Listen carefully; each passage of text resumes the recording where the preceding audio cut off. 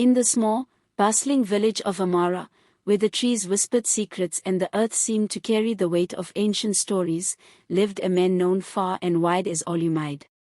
He was a wealthy man, a trader of goods from distant lands, whose wealth had earned him the admiration and envy of many. Olumide had 4 wives, each one more beautiful and graceful than the last. He showered them with gifts, but no matter how much he lavished them, it was never enough. His youngest wife, Adbimb, was different. She wasn't as striking as the others, but her heart was full of love and devotion for Olumide. Yet, no matter how much she tried to please him, she felt a constant tug at her chest, a feeling of insecurity that she couldn't shake. The older wives seemed to have an unspoken power over Olumide, as if their years together had earned them a privilege she could never have.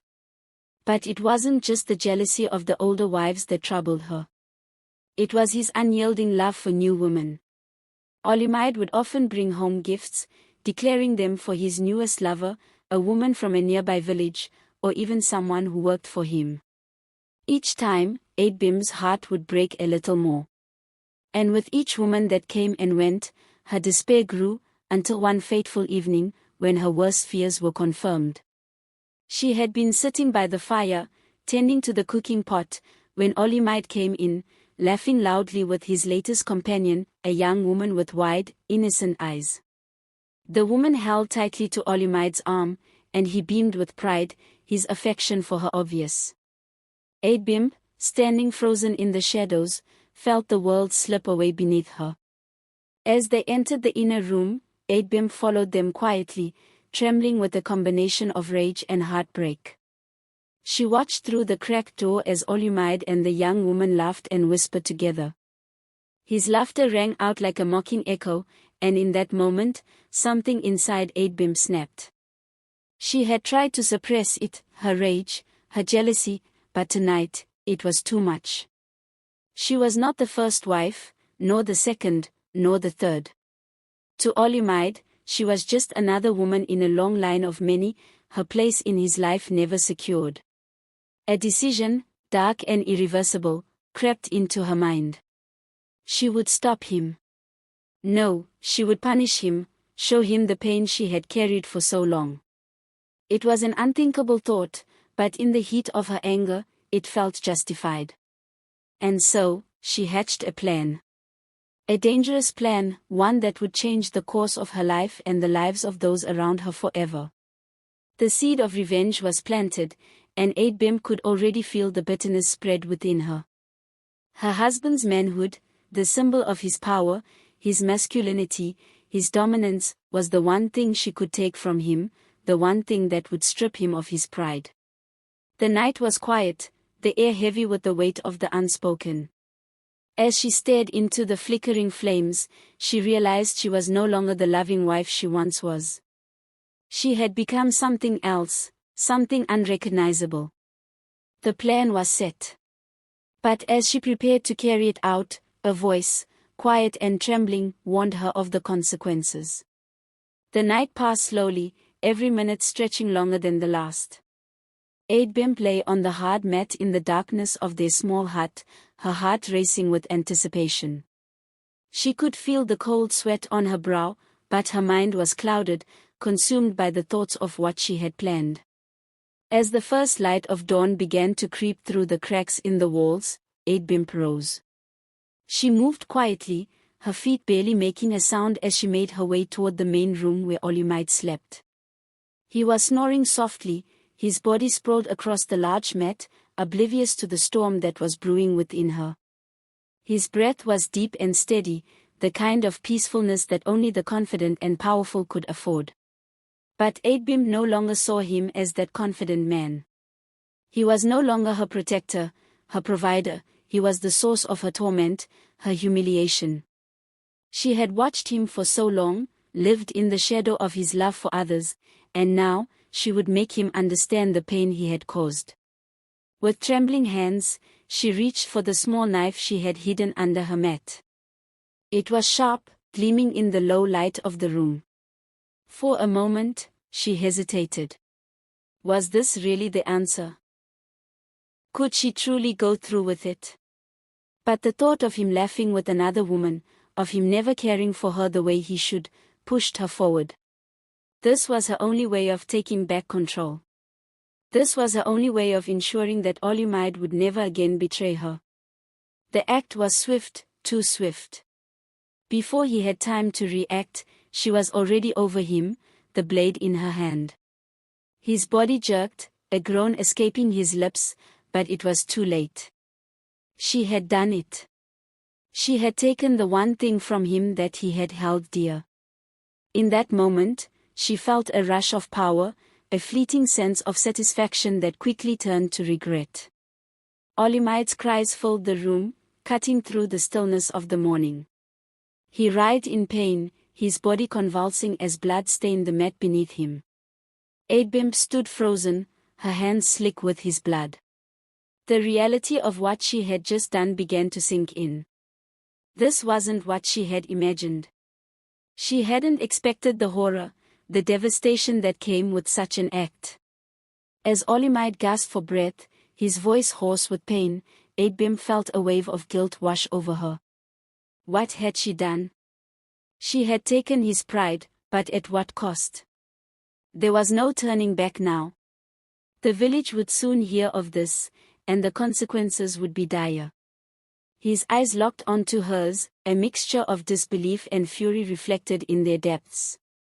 Why did you do this?" he rasped, his voice trembling. Adbimp's lips parted, but no words came. She had no answer that could justify the madness she had unleashed. The silence between them was suffocating. The man she had once loved lay broken before her, and all she could do was watch. She had sought revenge, but now, it felt hollow. The act she had thought would bring her relief had instead brought only emptiness. And as the weight of her actions settled in, Adbimp realized that she had lost far more than just Olumide's love, she had lost herself. The sound of hurried footsteps approaching from outside broke the stillness. The consequences were already unfolding. And as the village stirred with shock and confusion, Adbimp understood that she had opened a door that could never be closed. Screams erupted from the courtyard as Olumide's first wife, Mama Ifeoma, burst into the hut, followed closely by the other wives and several startled neighbors. The sight that greeted them was one they would never forget. Olumide, drenched in blood, writhed in agony on the mat while Adbimp stood over him, the knife still loosely gripped in her trembling hand. "What have you done, Adbimp?" Mama Ifeoma cried, pulling her wrapper tightly around her chest as if trying to shield herself from the evil that now filled the room. Adbimp didn't answer. Her lips were moving, but no words came out. Her mind had retreated somewhere far away, where she didn't have to face the consequences of her actions, where she could pretend this was all a terrible dream. The other wives sprang into action, some tending to Olumide's wound, others running to fetch the village healer. Within minutes, the compound was swarming with people. Whispered rumors turned into loud accusations, and the truth spread like wildfire through Amara. Adbimp has cursed our husband. She's possessed. Only a spirit could do something so wicked. No spirit. This is what jealousy does. She was always too quiet, too watchful. But no one could explain it fully. No one could understand what would push a woman to such an act. The women of the village gathered under the baobab tree, shaking their heads and muttering prayers. The men spoke in low tones, their expressions grave. Olumide was a respected man, a provider, a leader.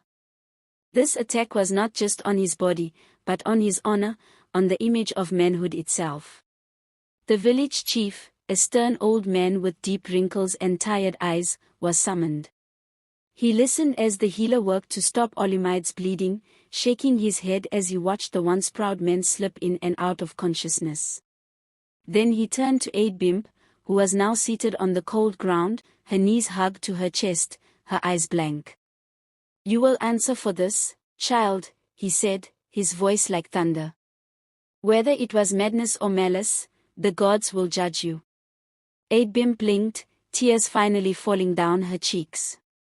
He was going to marry another girl, she whispered. He never loved me. I was just another name. Another body in his bed. The chief sighed, the weight of 1,000 unresolved truths pressing down on him. You could have left. You could have spoken. This path, this blood, was not the way. By nightfall, Olumide was barely alive, the healer unsure if he would make it through to morning. Adbimp was taken into custody, placed under watch in the elders' compound, where the women there murmured prayers and warnings to her. That night, the village was silent. Even the drums that normally echoed in the distance were quiet, as if the very spirits of the land were mourning. Mothers clutched their daughters tightly. Husbands eyed their wives with suspicion. And somewhere in that silence, a deeper question hung in the air: how many other women were walking around with wounds no one could see, carrying pain too heavy to bear? Adbimp had committed an unforgivable act. But the wound she carved wasn't just into flesh, it was into the soul of a community that had long ignored the silent suffering of its women. The trial was held under the gaze of the ancestral tree, where matters too grave for private chambers were judged. The village gathered in solemn rows, elders, children, the curious and the grieving, all united by the echo of one question: how could love turn to such rage? Adbimp stood with chains around her ankles, not the heavy iron ones of the colonizers, but ropes woven by hand, soft-looking, yet deeply symbolic. She was barefoot, her eyes hollow, her once vibrant spirit dimmed. The women elders stood beside her, not to defend her act, but to give voice to what she had been too broken to say. Elder Ngozi, respected midwife and counselor, was the first to speak. We do not excuse violence, she began, her voice sharp, but we also cannot turn away from the pain that grows when a woman is silenced in her own home. We breed this rage when we treat women as ornaments, when we ignore their cries. The crowd murmured. Some nodded in agreement. Others shifted uncomfortably. These were truths too long buried beneath tradition and pride. The chief cleared his throat and called for Adbimp to speak. She stepped forward, her voice faint but unwavering. I didn't do it because I hated him, she said. I did it because I loved him too much. And I was tired of feeling like that love meant nothing. I wanted him to hurt the way I hurt, every day, watching him bring new women home, watching him toss me aside like old cloth. A pause. I see now, what I did didn't make him love me. It destroyed everything I ever wanted from him. A long silence fell over the village square. Even the birds seemed to stop singing. Olumide, miraculously, had survived. But he would never walk with pride again, never father a child, never be the man he once was. He sat under a shaded canopy, surrounded by his remaining wives, his eyes glazed with pain and shame. He didn't speak a word throughout the